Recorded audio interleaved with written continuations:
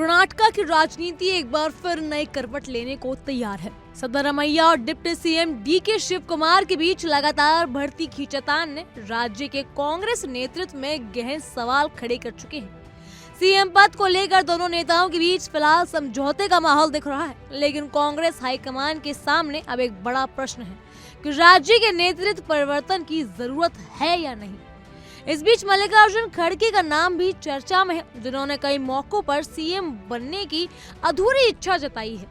कर्नाटक कांग्रेस में दलित विधायकों का दबदबा लगातार बढ़ रहा है और वो पार्टी की 2023 की भारी जीत में अपनी अहम भूमिका का हवाला देते हुए उच्च प्रतिनिधित्व की मांग कर रहे हैं। दलित नेताओं में बढ़ती ताकत ने कांग्रेस के भीतर सीएम पद की दौड़ में मल्लिकार्जुन खड़गे की अहमियत को और बढ़ा दिया है। खड़गे का नाम इसीलिए भी प्रमुखता से उभर रहा है क्योंकि दलित समुदाय में उनका गहरा प्रभाव है और पार्टी के भीतर उन्हें सबसे भरोसेमंद और अनुभवी चेहरा माना जाता है। उनके अलावा जी परमेश्वर और सतीश जारकीहोली जैसे नेताओं का नाम भी सीएम पद के लिए चर्चा में है। दोनों अपने अपने समुदाय और क्षेत्र में मजबूत पकड़ रखते हैं और खुद को सिद्धरामैया और शिव कुमार के मुकाबले संतुलन बनाने वाले नेता के रूप में पेश कर रहे हैं। जी हाँ, जारकीहोली ने ये भी कह दिया है कि उन्हें राज्य कांग्रेस अध्यक्ष की जिम्मेदारी मिलनी चाहिए और वो 3 से 4 डिप्टी सीएम बनाने के पक्ष में है ताकि ओसीबी, लिंगायत और अल्पसंख्यक समुदाय को पर्याप्त प्रतिनिधित्व मिल सके। वहीं सीएम सिद्धरामैया के बेटे यतीन्द्र ने जारकीहोली को अपने पिता का असल उत्तराधिकारी बताया है। पिछले सप्ताह शिव कुमार खेमे में दावा किया गया कि सिद्धरामैया ने नवंबर के मध्य तक पद छोड़ने पर सहमति जताई थी।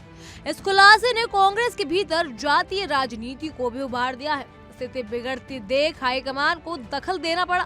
बेंगलुरु में दोनों नेताओं के नाश्ते पर मुलाकात करवाई गई, जिसमें उन्होंने सार्वजनिक रूप से कहा कि वो हाईकमान के फैसले को सम्मान करते हैं।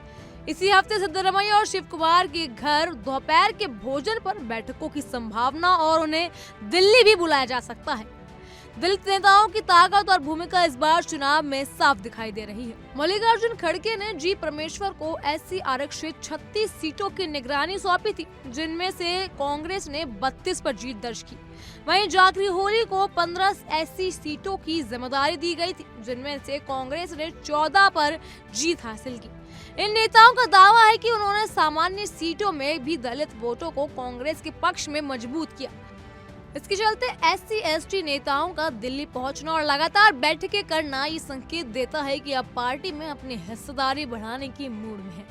कांग्रेस हाईकमान की नजरें अब इस पर टिकी हैं कि नेतृत्व परिवर्तन की स्थिति में मल्लिकार्जुन खड़गे खुद इस दौड़ में शामिल होंगे या फिर नहीं।